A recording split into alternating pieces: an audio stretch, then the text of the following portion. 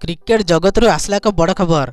Cape Town tester प्रथम innings रे भारतीय दल दक्षिण आफ्रिका दल को संपूर्ण भाव परास्त करिछि। टीम इंडिया विस्फोरक बोलिंग प्रदर्शन करी दक्षिण आफ्रिका को मोट 55 रन रे आउट करिछि। प्रथम अधिवेशन रे आफ्रिका दल आउट होइथिले। सिराज भारतीय दल पई सांघातिक बोलिंग प्रदर्शन करी 6टी wicket नेइथिले। जेतेबेले Keshav Maharaj batting करियाको आसंती stadium रे तांको पई रामसिया राम भजन बजा जाय थाए।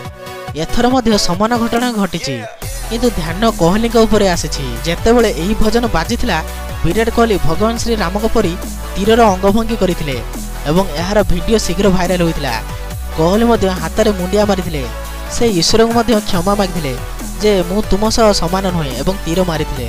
भारतीय दलर खेलाड़ी माने पड़ियारे बहुत खुशी देखा जाउथिले, कारण दक्षिण आफ्रिका दल सिराज को तीक्ष्ण बोलिंग सामने ठिया होई पारि नथिले एवं विकेट नियमित व्यवधान रे खसी आसुथला।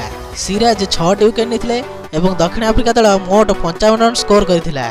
सिराज को व्यतीत बुमरा एवं मुकेश कुमार मध्य भारतीय दल पई भल बोलिंग करिथिले। दुहे एकाठी 2-2टी विकेट निथिले।